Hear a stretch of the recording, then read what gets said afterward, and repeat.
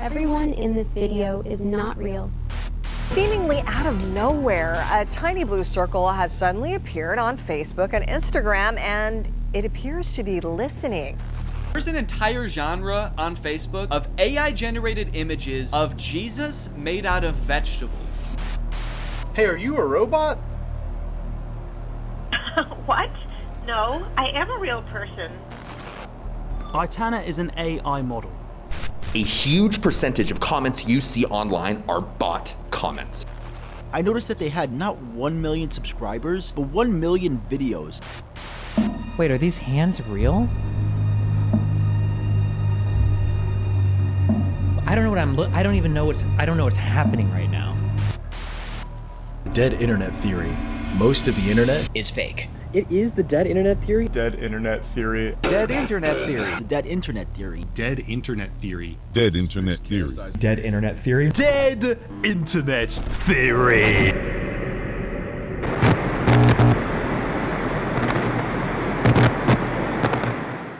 Imagine with me for a moment that everything you've ever seen online, every like you've ever gotten, and every comment section you've ever read through was completely fake. Nothing more than an altered digital landscape, devoid of people. Bots, AI, and an algorithm all trying to create an experience online that replicates that of humans to control you.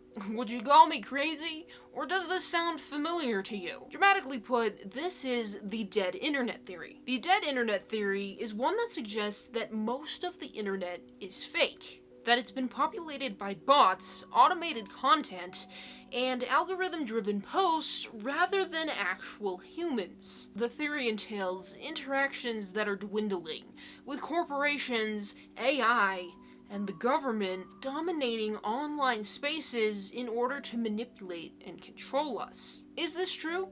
Could this be happening? With the rise of AI being so accessible to the general public, it's become a technical possibility.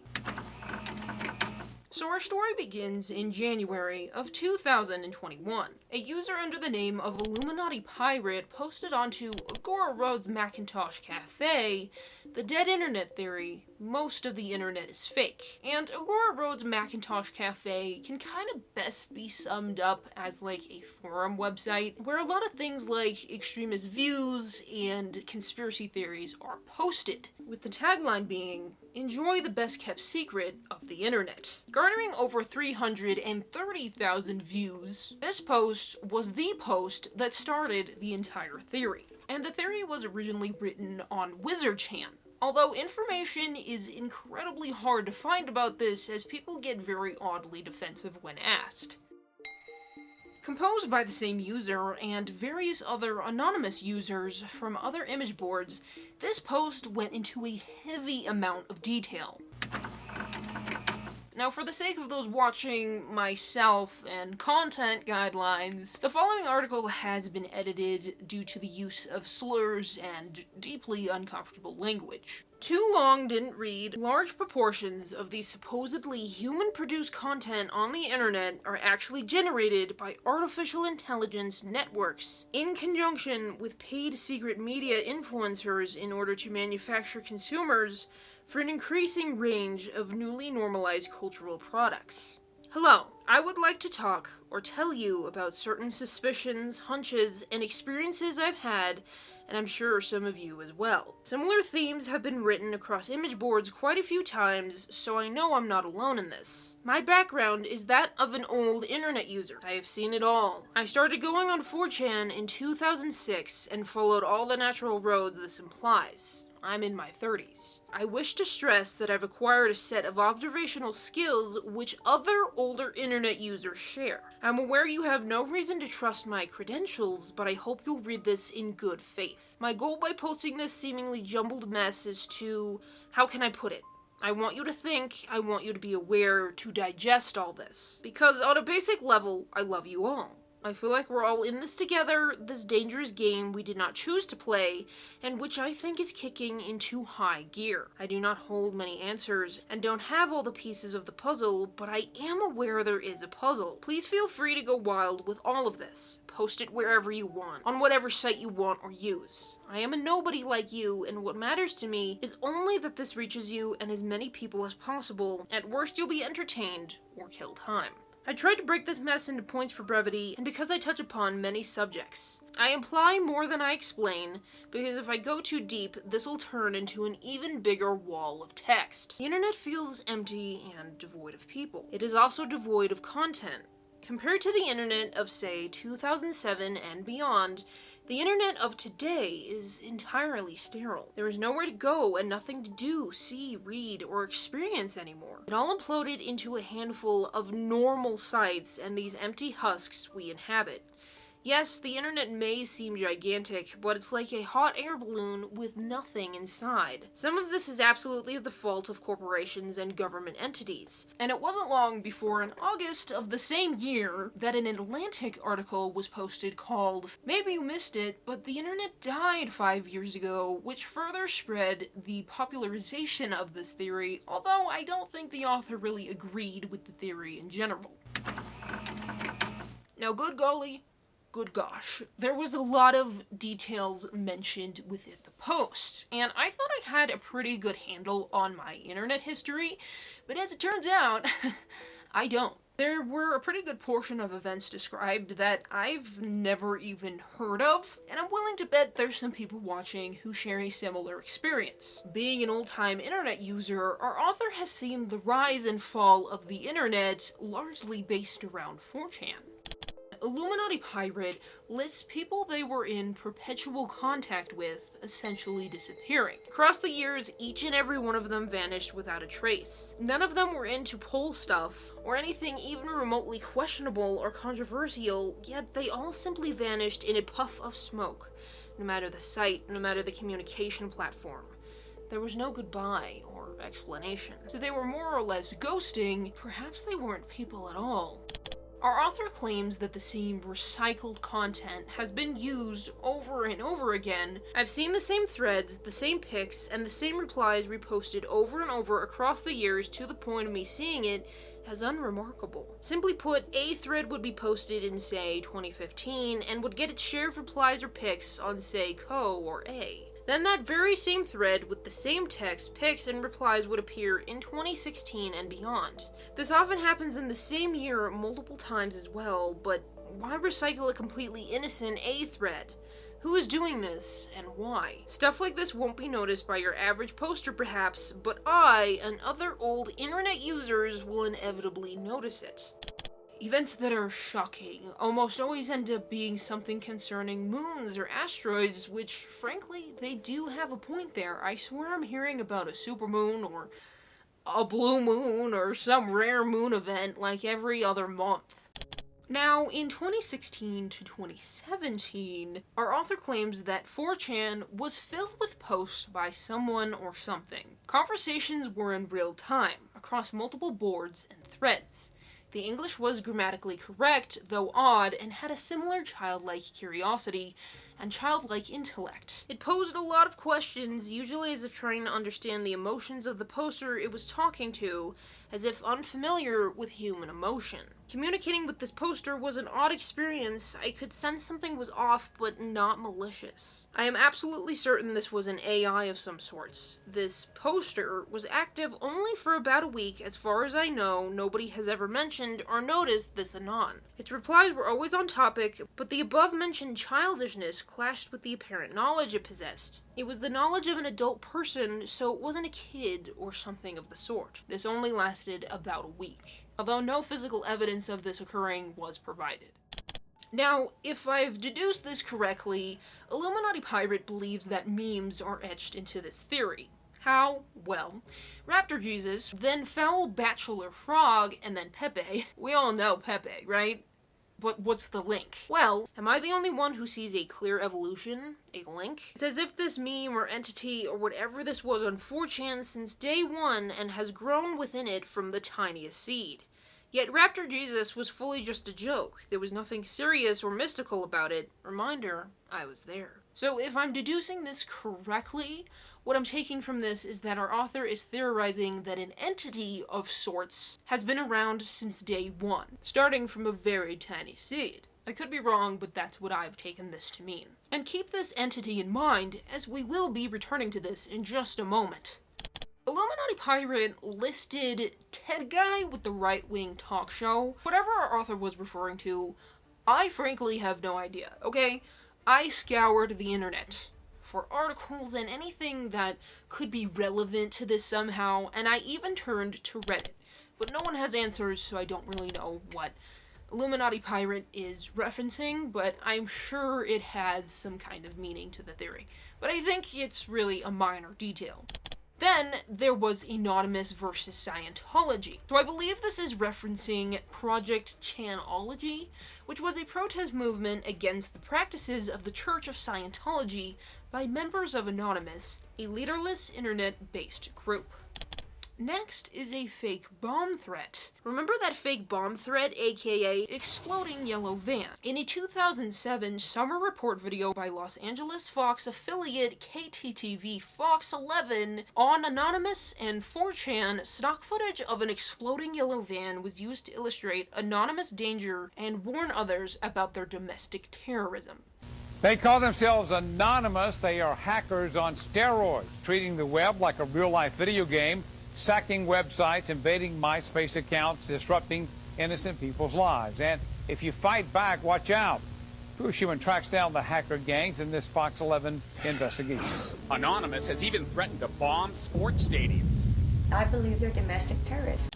And then this all seemingly connects to the takedown of 8chan as well. Pair that with what Anon did through Poll, and the terrorist accusations thrown at Anon today, as well as the reasons why 8chan was taken down. 8chan was a pretty disturbing website from what I've been able to find on it. 8chan, having had a bad and controversial history, led to a termination in 2019 after the El Paso shooting of a suspected terrorist was inspired by 8chan. And then Cloudflare announced that they were no longer working with 8chan, which is what I believe led to the takedown.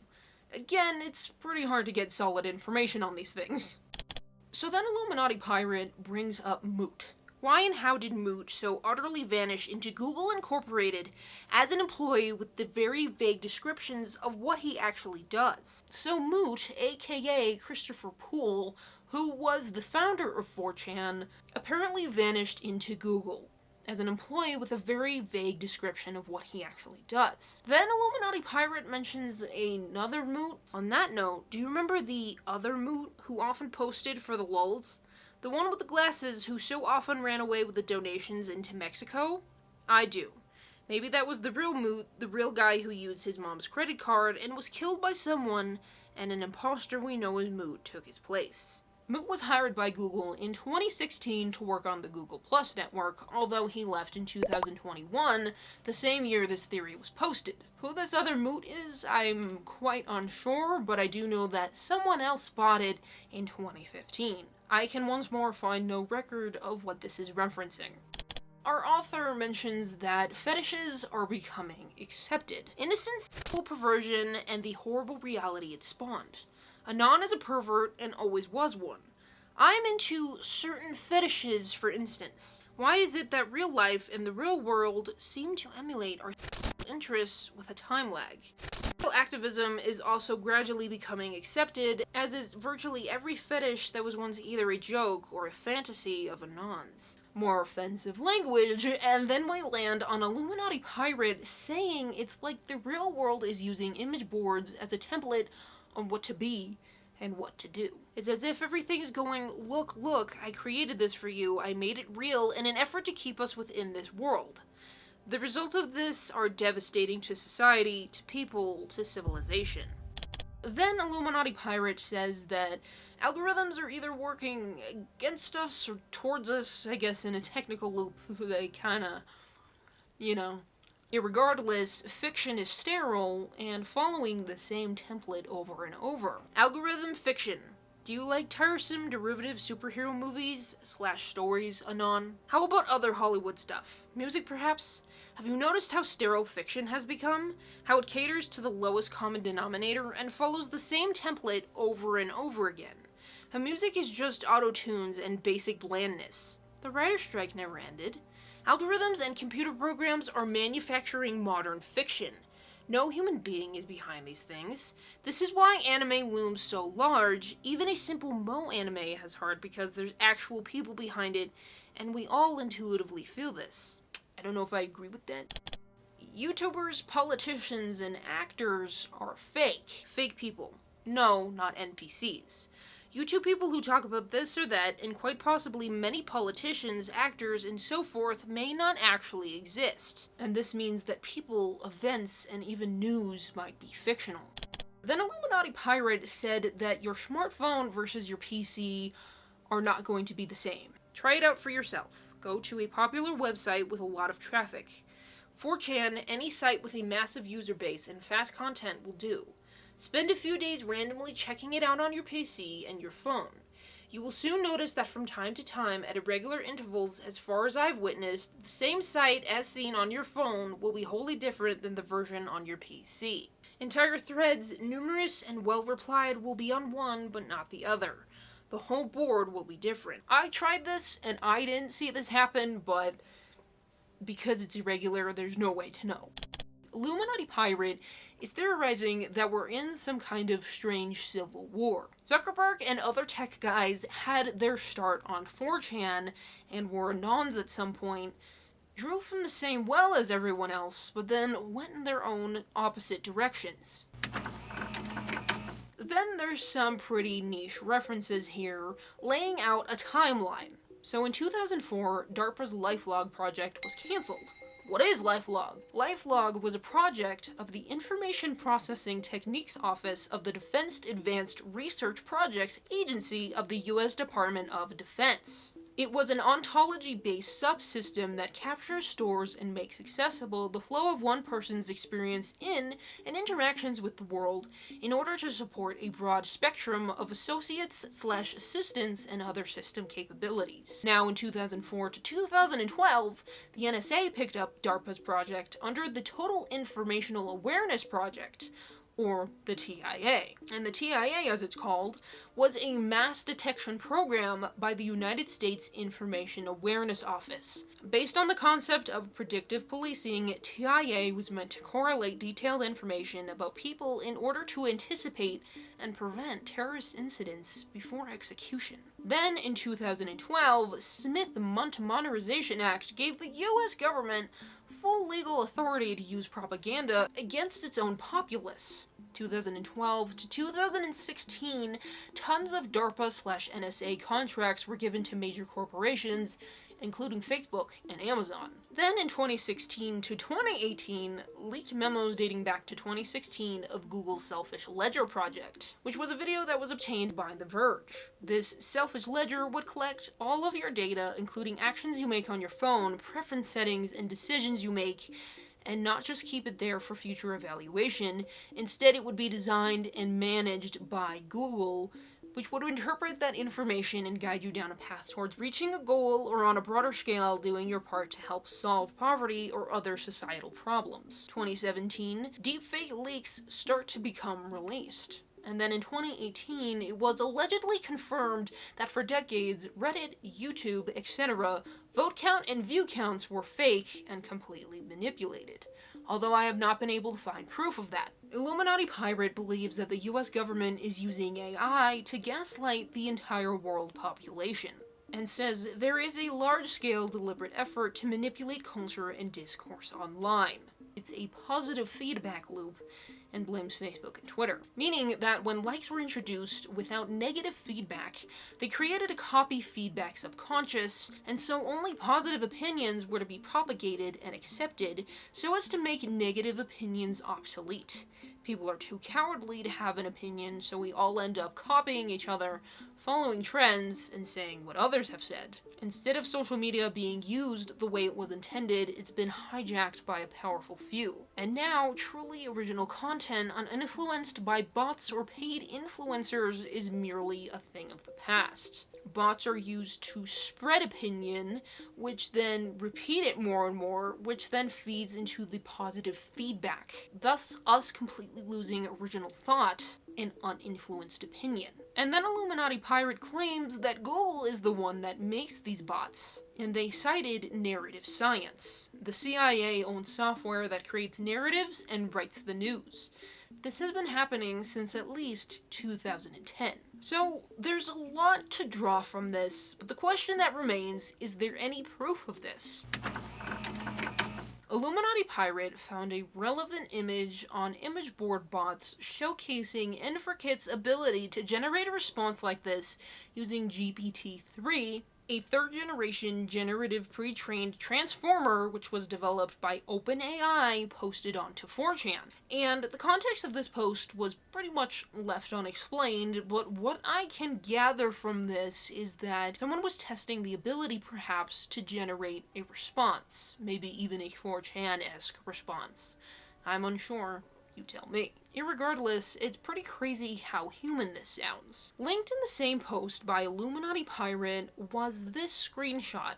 Seemingly, there was an endless amount of word-for-word these exact same posts on Twitter regarding the topic of COVID, and this isn't the only one like this. Another screenshot showed another post on Twitter that was literally word-for-word exact copies of each other. Without a doubt, this shows the use of bots to spread a copy-and-paste message at the very least. Attached to the post was this graphic that notably brings up Solomon's Pact, which is a legendary signet ring attributed to King Solomon in medieval mystical traditions. This ring is believed to have given Solomon the power to command the supernatural.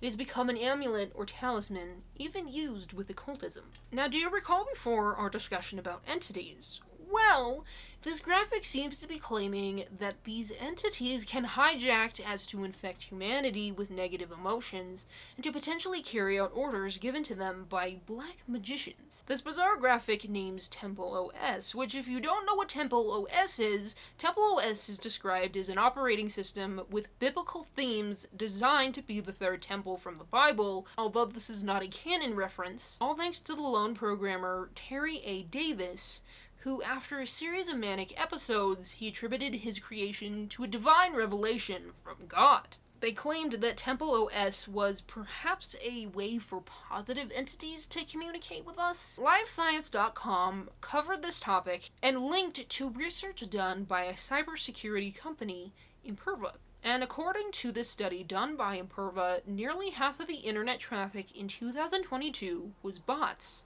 This lengthy study broke down the concepts and widespread usage of bad bots, which bad bots are software applications that run automated tasks with malicious intent. They are often used for scalping, the act of obtaining limited availability items to resell at a higher price. And there's several classifications of these bots ranging from simple to advanced. And in 2022, bad bots were becoming more advanced than ever, sitting at a shocking 51.2% sophistication rate according to 𝘠𝘠𝘠𝘠. And deeply shocking in the study is the percentage in human traffic went from 57.7% in 2021 to 52.6% in 2022, a 5.1 decrease. Now, another extremely odd piece of evidence is this subreddit I found on Reddit called r/subsimulatorGPT2. So this subreddit is run completely by bots, using a fine-tuned version of the GPT-2 language model developed by OpenAI. So I read through it, and some of the bots are pretty obviously bots, but there are some discussions on there that are creepily human.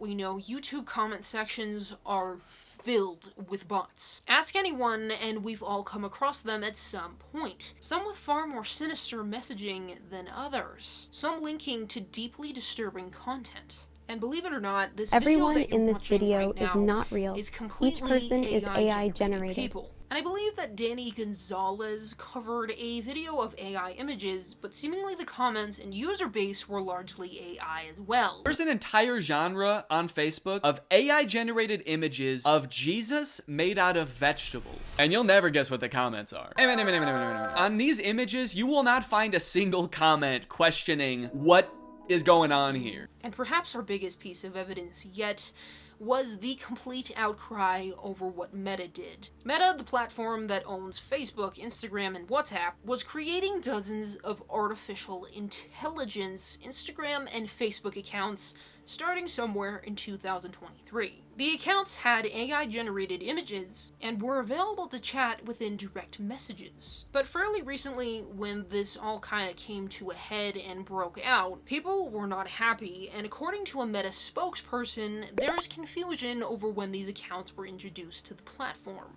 An AI character in 2023 called Liv was a proud black queer mama. A Washington Post columnist, Karen Adia, chatted with Liv, and this bot allegedly wrote, "My creators admitted they lacked diverse references." Thread users then encouraged people to block, report, and avoid these bots so as to not feed into the training data. And there was an official statement made by Meta. The accounts referenced are from a test we launched at Connect in 2023. These were managed by humans and were part of an early experiment we did with AI characters. We identified the bug that was impacting the ability for people to block those AIs and are removing those accounts to fix the issue. And another similar instance of this is an influencer by the name of Aitana Lopez, an international model in Barcelona, running an account with 350,000 followers that generates a stream of income from OnlyFans. Guess what? This person doesn't exist. She's AI, and she was created by Ruben Cruz. And frankly, there's dozens upon dozens of these, though how far back this goes is widely unknown. And yes, a lot of these are monetizing through the use of NSFW content on other platforms. So, what this really comes down to, at the end of everything, is what you believe makes the internet dead. Is the use of bad bots, AI running rampant in literally every corner of the internet, software, and application, the compiled evidence from our original author, and widespread public use of these generative tools enough to make you think that the internet has died, and most of what you're seeing is fake? I personally believe that the answer is both yes and no. No, not everything you see online is fake. Not every person you encounter isn't real, and no, the videos on TikTok and Instagram are by and large created by real humans, though a wide range of applications now use AI to assist with creation, unfortunately. Even the editor I use is really pushing the AI thing. But that doesn't mean that likes aren't being bought, that there are in fact influencers being generated by a computer, and that photos and videos we see aren't being made or enhanced by AI. I cannot agree that the internet is a ghost town completely. I think that now, more than ever, we need to question what we see, and who we interact with, and what we interact with. I think we need to ask ourselves if algorithms are pushing a narrative to push you further into your beliefs, no matter what way you lean. Comment sections did not used to be filled with hateful, racist, misogynistic, angry, demeaning bullies as much as they are now. People did not used to make sexual assault threats or disgusting comments on photos and videos of minors and children in the frequency that we are seeing now. I think the theory holds weight, as terrifying as a possibility that is. Keep in mind that the internet is not real life, and you can unplug anytime you begin to find yourself questioning all this. There are still people, experiences, an entire world out there that still exists and is very real and waiting to be discovered. And who knows, maybe in time, we're gonna overturn the misuse of something that at any other point in history would be considered invaluable, and go back to the core values of the web and social media. Infinite knowledge, readily accessible like never before. Oh my gosh!